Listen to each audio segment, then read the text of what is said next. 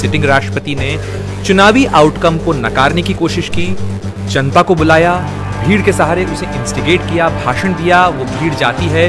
अमेरिकी संसद का जो जॉइंट सेशन चल रहा है चुनावी नतीजों को रेटिफाई करने के लिए, उसको बाधित करती है। अमेरिकी संसद में गोली चलती है और 4 लोग मारे जाते हैं। शायद इससे पहले इसकी कल्पना भी नहीं की जा सकती थी कि अमेरिकन डेमोक्रेसी में इस तरीके की चीज़ें हो सकती हैं। जो कुछ हुआ अमेरिका में, जो वॉशिंगटन में नज़र आया, वो अभूतपूर्व था, अकल्पनीय था। केवल अमेरिका के लिए ही नहीं बल्कि पूरी दुनिया के लिए, क्योंकि अमेरिका दुनिया का सबसे पुराना लोकतंत्र है। पूरी दुनिया को अमेरिका लोकतंत्र पर नसीहत देता है, एक बीकन ऑफ डेमोक्रेसी वो अपने आप को पेश करते हैं। लेकिन जो तस्वीरों में नजर आया, जिस तरीके से एक सिटिंग राष्ट्रपति ने चुनावी आउटकम को नकारने की कोशिश की, जनता को बुलाया, भीड़ के सहारे उसे इंस्टिगेट किया, भाषण दिया, वो भीड़ जाती है। अमेरिकी संसद का जो जॉइंट सेशन चल रहा है चुनावी नतीजों को रेटिफाई करने के लिए, उसको बाधित करती है। अमेरिकी संसद में गोली चलती है और 4 लोग मारे जाते हैं। शायद इससे पहले इसकी कल्पना भी नहीं की जा सकती थी कि अमेरिकन डेमोक्रेसी में इस तरीके की चीज़ें हो सकती हैं। तो निश्चित रूप से ये बहुत झटका देने वाला है।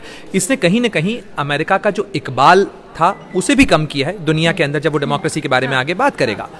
और जो जिस तरीके की टिप्पणियां अमेरिकी राष्ट्रपति ने की कि किसी थर्ड वर्ल्ड कंट्री जैसी स्थिति है, तस्वीरों में तो लगभग जो नजर आया वो लगभग वैसा ही था जो किसी दूसरे कंट्री के अंदर सत्ता हस्तांतरण के दौरान होता है कि चुनाव नतीजों को मानने से कोई तानाशाह इनकार कर दे तो उसके समर्थक आके कहीं ना कहीं नॉर्थ कोरिया और ईरान जैसी तस्वीरें निकलकर सामने आई कि एक शासक की मनमानी के चलते इस तरीके से एक बड़ी भीड़ खड़ी हो गई और उस सबसे पुराने लोकतंत्र के जिसे कहा जाए कि धज्जियां उड़ा दी। उत्तर कोरिया में तो शायद लोगों को इस तरीके का मौका ही नहीं मिला कि वो इस तरीके का कोई पावर ट्रांजिशन हो, एक शासक की मनमानी की मैं बात। इस तरीके के कई अफ्रीका के कई कंट्रीज में इस तरीके की तस्वीरें सामने आई हैं। इसके पहले और भी कई कंट्रीज में ऐसा हुआ है। अरब कंट्रीज के अंदर इस तरीके के सवाल आए हैं।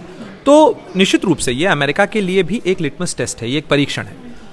बड़ा सवाल इसने खड़ा कर दिया है कि अगर अमेरिकी राष्ट्रपति, क्योंकि अमेरिका एक मैच्योर डेमोक्रेसी है तो वो बहुत सारी चीजें परंपराओं से चलती है वहां पे, लेकिन इस बार बहुत सारी परंपराएं टूटते हुए देखी गई। जैसे कि एक अमेरिकी राष्ट्रपति ने अपनी कंसेशन स्पीच नहीं दी, उसने हार मानने से इनकार कर दिया। हालांकि अब उनके जो व्हाइट हाउस के जो प्रेस सेक्रेटरी हैं डॉन स्केविनो, जो उनके सेक्रेटरी भी हैं, उन्होंने अभी किया है, चूंकि ट्रंप का ट्विटर ब्लॉक कर दिया गया है, तो उन्होंने कहा है डोनाल्ड ट्रंप के बिहाफ पे कि वो हार स्वीकार करते हैं। हार स्वीकार नहीं, मतलब उन्होंने कहा है कि स्मूथ या शांतिपूर्वक पावर ट्रांजिशन होगा, जिसको लेके आशंका जताई जाए। सत्ता का हस्तांतरण जो है वो स्मूथ तरीके से होगा, ये प्रेस सेक्रेटरी ने कह दिया है डोनाल्ड ट्रंप के। मेरा सवाल आपसे ये है कि शायद ऐसा पहली बार इतिहास में हुआ होगा कि किसी देश के राष्ट्राध्यक्ष का ट्विटर हैंडल, फेसबुक और इस तरीके से सोशल मीडिया, वो किसी से कम्युनिकेट नहीं कर सकते, इस तरह से उस पर रोक लगाई गई हो। अभी तो वो राष्ट्रपति हैं ही। तो ये ट्रंप ने जो ये नौबत ला दी है अमेरिका के सियासत में, या उसे कहा जाए कि सत्ता में, क्या इतनी आसानी से ट्रंप जाएंगे 20 जनवरी को? क्या कयास लगाया जाए? देखिए, अभी जो संकेत मिल रहे हैं, उन्होंने जिस तरीके से बयान उनके अधिकारियों की तरफ से आया है, उनके बिहाफ पर आया है कि वो जाएंगे, ये तय है। अमेरिकी व्यवस्था ने आज इस बात पर भी मुहर लगा दी है, जो जॉइंट सेशन के अंदर लगभग सारे प्रस्ताव जो इस विरोध के चुनाव परिणामों को नकारने वाले थे, जो संवैधानिक प्रक्रिया के तहत रखे गए थे, वो सारे धराशायी हो गए हैं। यही नहीं, रिपब्लिकन पार्टी जिसकी नुमाइंदगी करते हैं डोनाल्ड ट्रंप, उसके कई सांसदों ने भी उन प्रस्तावों के खिलाफ वोट किया है, यानी अपनी पार्टी में भी वो समर्थन हार चुके हैं। ट्रंप बीते 4 नवंबर से लगातार इन नतीजों को नकारने की कोशिश कर रहे हैं, लेकिन वो इस चीज के ऊपर लगातार अपना समर्थन खो रहे हैं हर उस मंच पे जहां पर उन्होंने इसको सवाल उठाया था। जैसे कि राज्यों की विधानसभाओं में, विधायिकाओं में, सेनेट के अंदर, वहां की कोर्ट के अंदर। अमेरिकन सुप्रीम कोर्ट से भी डोनाल्ड ट्रंप को कोई समर्थन नहीं मिला इस मामले में, इन अपीलों के मामले में। अब बड़ा सवाल यह है कि डोनाल्ड ट्रंप क्या करना चाहते हैं इसके माध्यम से। 20 जनवरी बिल्कुल 12 बजे के बाद वो राष्ट्रपति नहीं होंगे, तो क्या वो स्मूथ हस्तांतरण होगा, जैसा कि अमेरिका के इतिहास में हमेशा वो तस्वीरें आती हैं? ये बहुत बड़ा सवाल है, क्योंकि डोनाल्ड ट्रंप जाएंगे या नहीं जाएंगे, इससे ज्यादा बड़ा सवाल यह है कि डोनाल्ड ट्रंप कैसे जाएंगे। और डोनाल्ड ट्रंप ने अभी तक जो इंडिकेशन दिए हैं, उससे तो इसी चीज की आशंका गहराती है शोभना, कि वो आसानी से नहीं जाने वाले हैं, शांतिपूर्वक तरीके से नहीं जाने वाले हैं।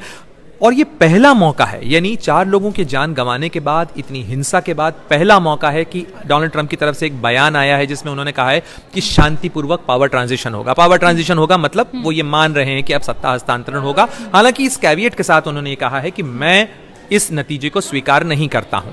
यानी वो अपनी अस्वीकृति, अपनी असहमति भी जता रहे हैं। अब बड़ा सवाल यह है कि ये पावर ट्रांजिशन इसके बाद कैसे लागू होगा, क्योंकि अब अमेरिकन इलेक्टर्स का फैसला आ चुका, स्टेट से जो रिजल्ट आए, इलेक्टर्स का जो परिणाम था वो जो कांग्रेस और सेनेट है उससे रेटिफाई हो गया है। यानी अब 20 जनवरी को अमेरिका के 46वें राष्ट्रपति के तौर पर जो बाइडेन के शपथ लेने का रास्ता लगभग साफ हो चुका है। अगर कोई बहुत अनयूजुअल, क्योंकि ये सारी बात, ये कैविएट मैं भी इसलिए लगा रहा हूं क्योंकि अभी तक ट्रंप ने चौंकाया है इन सारी चीजों ये आप जब कह रहे हैं ट्रंप ने चौंकाया है, तो मैं अपने दर्शकों को बता दूं कि जब प्रणय यूएस इलेक्शन हो रहा था और उसको कवर करने के लिए अमेरिका में थे, तो प्रणय हर लाइव में हमारे साथ ये कहते थे कि अगर डोनाल्ड ट्रंप हार जाते हैं, उस स्थिति में डोनाल्ड ट्रंप क्या करेंगे ये कोई प्रेडिक्ट नहीं कर सकता है। और शायद आपका वो शक सही साबित हुआ है। निश्चित रूप से, लेकिन इसके संकेत शोभना पहले से मिलने लग गए थे, क्योंकि 2020 ही नहीं, 2016 में भी जब चुनाव पहली बार लड़ रहे थे डोनाल्ड ट्रंप, तब भी उन्होंने इस चीज को कहा था कि मुझे हारना नहीं आता, मैं हार स्वीकार नहीं करता हूं आसानी से। 2020 में जब वो चुनाव की कैंपेन में थे, तब भी उन्होंने कहा था कि हार स्वीकार करने का सवाल ही नहीं, क्योंकि मैं हारूंगा ही नहीं। वो पहले से इस चीज की भूमिका बना के चल रहे थे कि उनके हारने का सवाल ही नहीं उठता है। इसीलिए इस चीज के इंडिकेटर्स मिल रहे थे कि क्या ट्रंप आसानी से छोड़ेंगे। पेंडेमिक के दौरान, इस समय में जब अमेरिका अपने वर्स्ट क्राइसिस से गुजर रहा है, न केवल हेल्थ क्राइसिस से गुजर रहा है, इकोनॉमिक क्राइसिस से गुजर रहा है, बल्कि एक कॉन्स्टिट्यूशनल क्राइसिस से अब गुजर रहा है, और उसमें बहुत बड़ी वजह डोनाल्ड ट्रंप और उनकी सरकार की नीतियां या उनका जो रवैया है वो है। तो इस पूरे मामले के अंदर जिस तरीके के इंडिकेटर्स उन्होंने दिए थे, उससे ही ये आशंकाएं, जब हम बात कर रहे थे तो उसके इंडिकेटर्स मिलने लगे थे। और 3 तारीख की शाम को जब मतगणना शुरू हुई है अमेरिका में, उसके बाद जिस तरीके से ट्रंप समर्थकों या जो बाइडेन समर्थक थे या ब्लैक लाइफ मैटर्स के जो प्रोटेस्टर थे, जो ट्रंप के खिलाफ विरोध प्रदर्शन कर रहे थे वॉशिंगटन के अंदर, उन लोगों के बीच में झड़पें हुई हैं। उससे पहले अमेरिका की राजधानी वॉशिंगटन में अगर दुकानों के बाहर, मॉल्स के बाहर, होटल्स के बाहर अगर जो है बोर्डिंग अप की गई हो, लकड़ी के पटिए लगाए गए हों, इस आशंका से, क्योंकि इस हिंसा की आशंका लगभग सभी को लग रही थी और लगभग वही आशंकाएं सही साबित हुई हैं। 6 जनवरी को जो अमेरिका ने देखा, जो दुनिया ने देखा, वो निश्चित रूप से अमेरिका के लिए ही नहीं, पूरी दुनिया के लिए डराने और चौंकाने वाला था। हाँ। प्रणय, मैं आपसे ये भी समझना चाहूंगी कि ये कहा जा रहा है कि डोनाल्ड ट्रंप ने जिस तरीके से उकसाया, भीड़ को उकसाना ही मैं कहूंगी, जिस तरह से वहां पे भीड़ एकत्रित हुई और संसद के अंदर गोली चलाने की नौबत आ गई, 4 लोगों की जान चली गई। क्या करना चाहते थे ट्रंप? क्या अपनी ही पार्टी में अपनी पैठ बनाए रखना चाहते थे? अपनी ही पार्टी के लोगों को ये बताना चाहते थे कि देखो मैं हूं, मेरे अंदर अभी भी वही ताकत है, लोगों का समर्थन मेरे साथ है? क्या ये मोटिव था ट्रंप का? क्योंकि ये तो वो भी जानते हैं कि कानूनी रूप से वो हार चुके हैं और जो बाइडेन ही अगले राष्ट्रपति हैं। बिल्कुल, वो ये अच्छी तरह से जानते थे, लेकिन ट्रंप की लड़ाई दोहरी है। ट्रंप एक तरफ अपनी पार्टी में लड़ रहे हैं, क्योंकि वो डिसरप्टर हैं, वो मूलतः अमेरिकन स्टैब्लिशमेंट या पॉलिटिकल स्टैब्लिशमेंट से नहीं आए, वो कारोबारी हैं, कारोबारी से वो राजनेता बने। उन्होंने राष्ट्रपति का चुनाव लड़ा, तो राष्ट्रपति का चुनाव उन्होंने जीता और लेजिटिमेट वोट से जीता, उस पर कोई सवाल नहीं है। लेकिन वो अपनी ही पार्टी के खिलाफ जाते रहे। इसलिए आपको बीते 4 सालों के दौरान किसी भी अमेरिकी राष्ट्रपति ने शायद ही इस तरीके से सरकार चलाई होगी, क्योंकि वो लोगों को अपॉइंट करते थे। वो अब तक 3 एनएसए बदल चुके हैं, वो 4 रक्षा मंत्री बदल चुके हैं, वो 2 विदेश मंत्री बदल चुके हैं। कई बदलाव उन्होंने किए हैं, क्योंकि वो जैसे अपॉइंट करते थे, बाद में अगर वो समर्थन नहीं करता था तो वो उसे डिसओन कर देते थे, उसे निकाल देते थे। तो इस तरीके से उन्होंने एक एंटी स्टैब्लिशमेंट कह लीजिए, या उन्होंने अपनी छवि जो बनाई कि मैं व्यवस्था के खिलाफ लड़ने वाला एक योद्धा हूं, ऐसी इमेज उन्होंने बनाने की कोशिश की। इसी इमेज को अब वो आगे ले जाना चाहते हैं। रिपब्लिकन पार्टी में स्वर उठने लगे। अगर आप मैच मैकलेन का बयान देखें, जो कि हाउस में मेजॉरिटी लीडर हैं सेनेट के अंदर, उन्होंने कहा कि कानूनन जो बाइडेन जो है वो राष्ट्रपति हैं और इस तरीके से संवैधानिक रूप से सबवर्ट करना पॉसिबल नहीं है। ये अमेरिकी व्यवस्था के लिए, अमेरिकी संविधान के लिए, अमेरिकी देश के लिए ये कतई मुनासिब नहीं होगा कि अगर चुनाव नतीजों को पलटा जाएगा। तो उन्होंने ये संकट खड़ा कर दिया। लेकिन ट्रंप जाते जाते आखिर क्या करना चाहते हैं, जो आपका मूल सवाल है। ट्रंप पहली चीज ये बताना चाहते हैं कि मैं डाउन एंड आउट नहीं हूं। वो अपनी पार्टी को ये दिखाना चाहते हैं। वो इस बात का संकेत देना चाहते हैं कि अगर मैं इस बार हार भी गया तो भी मैं अगली बार चुनाव लड़ सकता हूं। कहीं ना कहीं वो अपने लिए एक इंश्योरेंस भी खरीदना चाहते हैं, इस बात का आश्वासन कि कहीं ऐसा तो नहीं कि उनके सत्ता से हटते ही उनको जो इम्यूनिटी कवर है वो हट जाएगा और उनके खिलाफ धड़ल्ले से केसेस फाइल हो जाएंगे, जिसके कारण उन्हें और उनके परिवार को इसके खामियाजे भुगतना पड़े। तो वो उस बारे में भी आश्वासन चाहते हैं। वो अपने आप को पॉलिटिकली एक्टिव रखना चाहते हैं, क्योंकि उन्हें ऐसा लगता है कि ये मेरी सुरक्षा की एक गारंटी हो सकती है। ठीक है। और वो ये दिखाना चाहते हैं पार्टी को भी और बाकी लोगों को भी कि मैं अकेला नहीं हूं, मेरे साथ भीड़ है, मेरे साथ लोग हैं जो मेरे समर्थक हैं, जो मेरे कहने पे या मेरे लिए कुछ भी करने की हद तक जा सकते हैं। मैं प्रणय अब आना चाहूंगी अमेरिका की छवि पर, और अमेरिका अपनी छवि बनाने के लिए कि वी अमेरिकन्स और we the number 1 nation, we I am the president of the United States. Trump एक बहुत सफल व्यवसायी रहे, लेकिन उन्होंने एक अपनी सनक के चलते एक तो अमेरिका को मुसीबत में डाल दिया, और दूसरी जो सबसे पुराने लोकतंत्र की एक रौबीली छवि थी उसको भी खराब कर दिया। इतिहास याद रखेगा ट्रंप को उनके इस बर्ताव के लिए जो उन्होंने अमेरिका की संसद में जो भी कुछ हुआ है।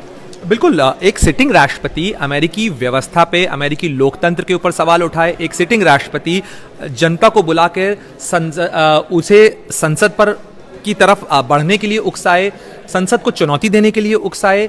ये सारी चीजें अभूतपूर्व हैं। इससे पहले निश्चित रूप से डोनाल्ड ट्रंप को इस चीज के लिए इतिहास में दर्ज तो वो हो ही गए, लेकिन डेफिनेटली ये कहा जाएगा कि शायद वो अच्छे कारणों की बजाय किसी अच्छे उपलब्धि के लिए नहीं, बल्कि उन्हें एक बड़े डिसरप्टर के तौर पर याद किया जाएगा। अगला चुनाव क्या होगा, डोनाल्ड ट्रंप वापस चुनाव लड़ते हैं कि नहीं लड़ते हैं 2024 के अंदर, ये वक्त बताएगा। फिलहाल उन्होंने अपनी प्रेसिडेंसी अनाउंस भी नहीं की है, लेकिन निश्चित रूप से उनके इस 4 साल के कालखंड को बहुत सारी अव्यवस्थाओं के लिए जाना जाएगा। ये बात सही है कि बहुत सारे फैसले लिए उन्होंने, जिसकी अब से कुछ समय पहले तक उनके आलोचक भी उनका समर्थन करते थे, चाहे वो ट्रेड डील्स का इशू हो जो कि अमेरिकन इकोनॉमी के लिहाज से उन्होंने लिए, या उन्होंने जिस तरीके से चाइना के खिलाफ स्टैंड लिया, उन्होंने बहुत सारी चीज़ें ऐसी की, यहाँ तक कि नॉर्थ कोरिया के साथ में जो शांति की पहल की जो इससे पहले नहीं हुई, या उन्होंने जो इजराइल के साथ में जो अरब के संबंध थे उनको नॉर्मल बनाने के लिए जो उनकी भूमिका थी, ऐसे बहुत सारे जो उनके अचीवमेंट हो सकते थे जिन्हें शायद वो गिना सकते थे, उन पर भी अब इन कारनामों ने धूल डाल दी है, क्योंकि अमेरिकी जनता उन्हें इस चीज के लिए और अमेरिकी राजनीति उन्हें शायद इस चीज के लिए माफ न कर पाए जिस तरीके की तस्वीरें आज अमेरिका को दुनिया के सामने दिखानी पड़ रही हैं, या अमेरिका को जो सवाल झेलने पड़ रहे हैं। क्योंकि जो अमेरिका, आपने बिल्कुल ठीक कहा, जो अमेरिका दुनिया के सामने नजीर देता था कि सीखना है तो हमारे एक घमंड भी है। आप चाहे अमेरिकन सिटीजन से मिलिए या उनके प्रेसिडेंट को सुनिए, कहीं ना कहीं वो जो एक सुपीरियरिटी अमेरिका हमेशा फील करता था या ये कहता था कि हम अमेरिकन, वो अब कहीं ना कहीं देखिए उस पर चोट तो लगी है और दाग तो आया है। देखिए, दुनिया का सबसे बड़ा लोकतंत्र इस अवस्था में है, तो ऐसे में दुनिया का सबसे पुराना लोकतंत्र, तो दुनिया का सबसे बड़ा लोकतंत्र ऐसे वक्त में भले ही उंगली न उठाए, लेकिन ये तो कह ही सकता है कि भारत में बीते 7 दशकों के दौरान जो भी पावर ट्रांजिशन हुए वो शांतिपूर्ण हुए हैं। बिल्कुल 400 से ज्यादा सीट जीतने के बाद भी चुनाव में हारने वाले राजीव गांधी वापस गए हैं, विपक्ष में बैठे हैं। 302 सीट लेके मोदी आए हैं, मनमोहन सिंह ने बहुत ग्रेसफुली एग्जिट किया है। इवन अविश्वास प्रस्ताव पर जब अटल बिहारी वाजपेयी की सरकार गिरी, एक वोट का अंतर था, लेकिन उन्होंने जो फ्लोर ऑफ द हाउस के ऊपर फैसला हुआ, उन्होंने उस चीज को स्वीकार किया। उस चीज को लेके बहुत सारे लोग सवाल उठाते रहे कि क्या हुआ, कैसे हुआ, लेकिन डेमोक्रेटिक प्रोसेस के प्रति ये आस्था को बताता है कि भारत के लोगों की लोकतांत्रिक व्यवस्था और मूल्यों के प्रति जो आस्था है, यही उसका नमूना था कि भारत में कभी भी पावर ट्रांजिशन को लेके कोई सत्ता संघर्ष की तस्वीर देखने के लिए नहीं मिली, और उम्मीद तो यही करनी चाहिए कि शायद ये तस्वीरें भारत में कभी रिपीट ना हो। बिल्कुल। और मैं एक और जिक्र आपसे करना चाहूंगी प्रणय, क्योंकि अभी बात करते करते मेरे दिमाग में वो ध्वज आ गया कि भारतीय ध्वज भी कल जब अमेरिकी संसद पर इस तरीके का कहा जाए कैपिटल हिल पर जिस तरीके का दृश्य सामने आया, उसमें 1-2 लोग थे जो भारतीय झंडा भी लिए हुए थे। आपने देखा होगा सोशल मीडिया पे इसका बड़ा विरोध हुआ है और लोगों ने इसको बड़ा क्रिटिसाइज किया है कि सबसे खूबसूरत, सबसे बड़े लोकतंत्र में कभी इस तरीके की तस्वीरें नहीं आई, तो वहां हमारे ध्वज का क्या काम? ये बात बिल्कुल ठीक है। इंडियंस का सपोर्ट काफी था उन्हें, हाउडी मोदी और नमस्ते ट्रंप के चलते इंडियंस का बहुत समर्थन था। मैं भारत पर जी क्या असर होने वाला है, क्योंकि ट्रंप के साथ हमने बहुत दोस्ती की पींगे बढ़ाई, हमारी सत्ता ने भी बहुत पींगे बढ़ाई, भारतीयों ने खुलकर उनको समर्थन भी दिया, लेकिन उनकी हार हुई। अब क्या जो बाइडेन के आने के बाद भारतीयों के लिए कोई दिक्कत खड़ी हो सकती है? ये एक बड़ा अहम सवाल है और मन में है लोगों के। इस सवाल के 2 पहलू हैं। पहला पहलू ये कि ये समझना जरूरी है कि भारत और अमेरिका के रिश्ते जो हैं वो बीते 2 दशकों के दौरान उनमें एक बड़ी स्टेबिलिटी और एक मेच्योरिटी बायपार्टिजन सपोर्ट की उभरी है। बायपार्टिजन सपोर्ट का मतलब है चाहे सत्ता में कोई भी सरकार आए, कोई भी पार्टी हो, उसकी रंगत से दोनों देशों के रिश्ते बहुत प्रभावित नहीं होते हैं। इसीलिए भारत में जब अटल बिहारी वाजपेयी की सरकार थी और बिल क्लिंटन आए थे तो उस समय वो डेमोक्रेटिक पार्टी के थे, यहाँ बीजेपी की सरकार थी, रिश्ते बहुत अच्छे हुए, रिश्तों के सुधार की प्रक्रिया शुरू हुई। उसके बाद मनमोहन सिंह प्रधानमंत्री बने, जॉर्ज बुश अमेरिका में राष्ट्रपति थे, वो रिपब्लिकन पार्टी के थे, संबंध और बेहतर हुए, आगे बढ़े। उसके बाद Manmohan Singh Barack Obama, Narendra Modi Barack Obama, यानी यहाँ पर बीजेपी, वहां पर डेमोक्रेटिक पार्टी, उसके बाद डोनाल्ड ट्रंप, नरेंद्र मोदी। और अब अगर आप भारत के प्रधानमंत्री का बयान देखें तो दुनिया के विश्व नेताओं ने जिस तरीके से वॉशिंगटन में जो तस्वीरें नजर आई उस पर चिंताएं जताई हैं, उसे क्रिटिसाइज किया है, उसमें भारत के प्रधानमंत्री नरेंद्र मोदी भी शामिल हैं। यानी भारत की तरफ से यह स्पष्ट है कि हम उसके साथ बात, ये अमेरिका का आंतरिक मामला है, हम ऐसी चीजों में कोई ना कोई समर्थन करते हैं। सरकार के तौर पर प्रधानमंत्री ने जो बाइडेन को शुभकामना देने में कोई देर नहीं लगाई, उन्होंने जो बाइडेन को प्रेसिडेंट इलेक्ट के तौर पर शुभकामना दी और इस बात का विश्वास जताया कि वो इस पर बातचीत करना चाहते हैं। मेरा जो अगला सवाल है प्रणय आपसे, वो है ट्रंप के भविष्य को लेकर। ऐसा तो नहीं होगा कि अब रिपब्लिकन्स जो हैं, उनके जो बड़े तमाम नेता हैं, क्योंकि विरोध के सुर उनकी पार्टी में है, 60% से ज्यादा नेता। विवेक के सवाल पर जी, ही मैं पहले उसको पूरा कर दीजिए और फिर उसके बाद मेरा जवाब कि अब ट्रंप का क्या होगा, कहीं रिपब्लिकन्स डिसोन तो नहीं कर देंगे उन्हें? बिल्कुल। पहली बात तो यह है कि जो बाइडेन के साथ में भारत ये संकेत दे चुका है कि हम काम करने के लिए तैयार हैं। जो बाइडेन वाइस प्रेसिडेंट के तौर पर भी वो काफी समर्थक रहे हैं, इंडिया के साथ उनका करीब का रिश्ता रहा है और एक मैच्योर पॉलिटिशियन है। तो ऐसी कोई चीज जिसकी आशंका नहीं है। ये बात जरूर है कि कुछ चीजों को लेके अमेरिकन एस्टैब्लिशमेंट डेमोक्रेटिक पार्टी, जिस पार्टी का वो प्रतिनिधित्व करते हैं, उसके कुछ पॉइंट ऑफ डिफरेंसेस हो सकते हैं और किसी भी डेमोक्रेसी में, किसी भी लोकतंत्र में असहमति जो है वो उसकी खूबसूरती भी होती है। आप असहमत हो सकते हैं लेकिन आप अराजक नहीं होंगे। तो असहमतियों के लिए हमेशा जगह होती है लेकिन अराजकता के लिए जगह नहीं दी जा सकती है डेमोक्रेसी के अंदर। तो यही संकेत है भारत और अमेरिका के रिश्तों की जो मैच्योरिटी है, इतना व्यापक उसका दायरा है कि किसी एक पार्टी के आने या जाने से बहुत फर्क नहीं पड़ता और इस चीज का जो एक्सेप्टेंस है वो दोनों तरफ है। ठीक है। तो इस चीज को लेकर आश्वस्त रहना चाहिए कि भारत और अमेरिका के रिश्तों पर कोई बहुत बड़ा प्रभाव इससे नहीं पड़ेगा। जो बाइडेन के आने के बाद भी बहुत सारे लोग ऐसे हैं, क्योंकि भारत के जो अमरीकी हैं, भारतीय मूल के अमरीकी हैं, उन्होंने बहुत बड़े पैमाने पर उनको समर्थन दिया है। बहुत सारे भारतीय मूल के अमरीकी जो है वो एडमिनिस्ट्रेशन में भी जगह पाएंगे, तो उनका निश्चित रूप से भारत से नाता है और उसका जो गुडविल है वो भारत को वहां देखने को भी और अगर एक तरह से देखा जाए, जो बाइडेन, हमने उन्हें बराक ओबामा के साथ भी काम करते हुए देखा है, एक मैच्योर्ड व्यक्तित्व है उनका और मुझे लगता है कि इस छोटी चीजों में वो नहीं पड़ेंगे और भारतीयों को कुछ इस तरीके का नुकसान नहीं होगा। बिल्कुल, क्योंकि डेमोक्रेटिक पार्टी शुरू से ही, अगर जैसे H1B वीजा का इशू लिया जाए, इमिग्रेशन का इशू लिया, जिसको लेके भारतीयों के अंदर अधिकतर कुछ एंग्जाइटी होती है, तो उस मामले के अंदर डेमोक्रेटिक पार्टी हमेशा से ज्यादा समर्थक रही है। ट्रेड पॉलिसीज को लेकर अगर हम बात करें तो ट्रेड पॉलिसीज के अंदर ये उम्मीद की जानी चाहिए कि ट्रेड के ऊपर जैसा सख्त रवैया डोनाल्ड ट्रंप ने अपनाया था, वो काफी ट्रेडिंग पे बात करते थे, ले और दे का मामला होता था। यहां पर हो सकता है कि ज्यादा लीनियंसी या एस्टैब्लिश्ड व्यू हमें देखने को मिले, ज्यादा globalised view Donald Trump, Joe Biden दिखाएं इस चीज के अंदर, क्योंकि पारंपरिक रूप से जो डेमोक्रेटिक पार्टी है उसका आउटलुक, उसकी ट्रेड पॉलिसीज प्रो ग्लोबलाइजेशन है और मल्टीलैटरल कोऑपरेशन को लेकर है। तो उन सारी चीजों के ऊपर हमको हो सकता है कि कुछ जो है सहजता महसूस हो, पहले से बेहतर महसूस हो जिन चीजों को लेके। ह्यूमन राइट के मुद्दे कुछ ऐसे हो सकते हैं जिनके ऊपर लोगों की जो आशंका है कि भाई ऐसा तो नहीं, क्योंकि ह्यूमन राइट का एक ऐसा मुद्दा है जो डेमोक्रेटिक पार्टी जिस पे अपनी बात दर्ज कराना चाहती है, उसकी जो कॉन्स्टिट्यूएंसी है वो उन चीजों के ऊपर इशू खड़ा करती है।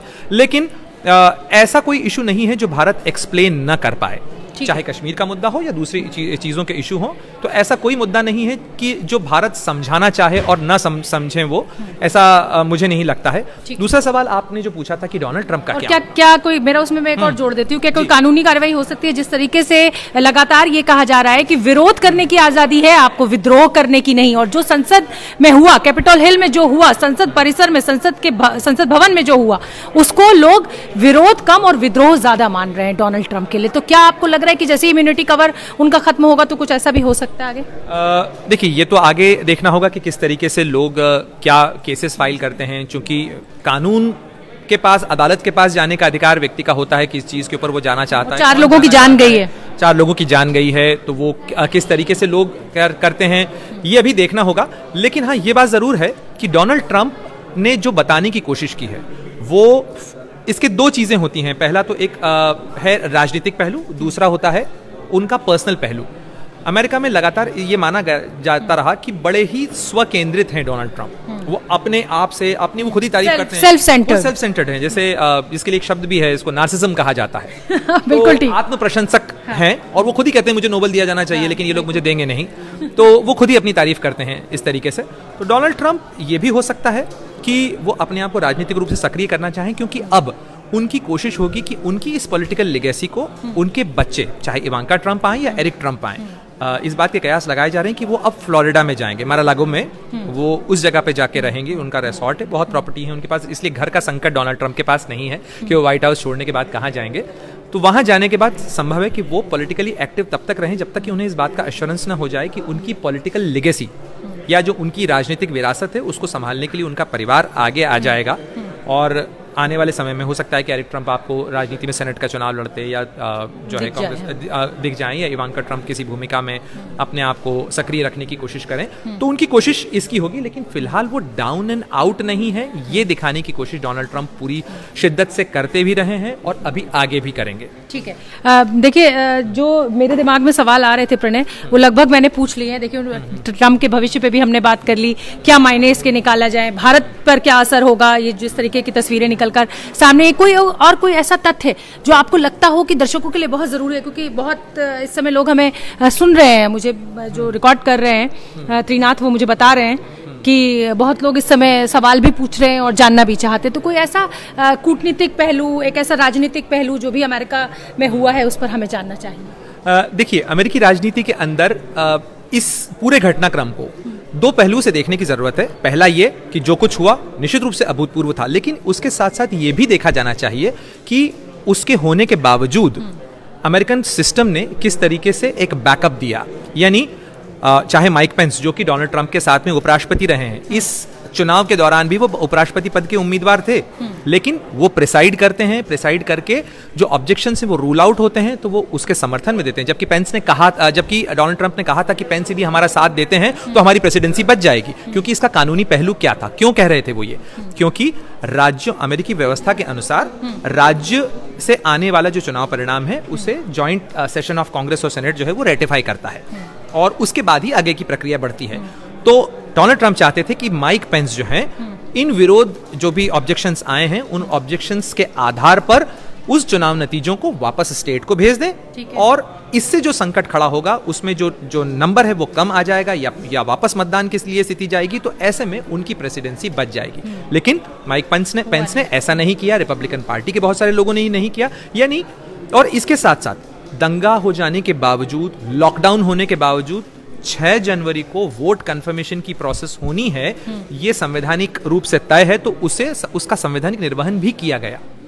इस बारे में डेमोक्रेटिक पार्टी और रिपब्लिकन पार्टी दोनों ही इस चीज के लिए सहमत थे कि हाँ, ये प्रोसेस पूरी होनी चाहिए। मतलब बहुमत जो था वो लोकतंत्र को बचाने में लगा हुआ था, लेकिन कुछ मुट्ठी भर लोग जो थे तो उन्होंने इस बदनामी का काम किया। तो अब बड़ा सवाल ये है, जिन पर हम सब की नजरें होंगी उत्सुकता के साथ, कि डोनाल्ड ट्रंप अगर कहते हैं कि पावर शांतिपूर्वक सत्ता हस्तांतरण होगा, तो क्या वो अगवानी करेंगे जो बाइडेन की व्हाइट हाउस में, जो कि परंपरा रही है अमेरिकी राष्ट्रपतियों की, और बीते 225 साल के इतिहास में केवल 3-4 बार ही ऐसा हुआ कि जो सिटिंग राष्ट्रपति है उसने आने वाले नए राष्ट्रपति का स्वागत नहीं किया।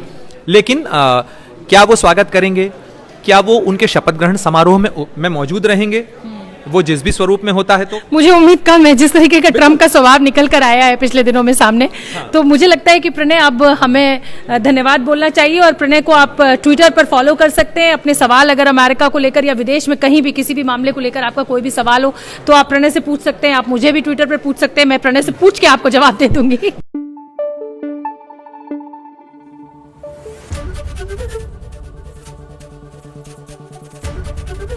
एबीपी न्यूज आपको रखे आगे।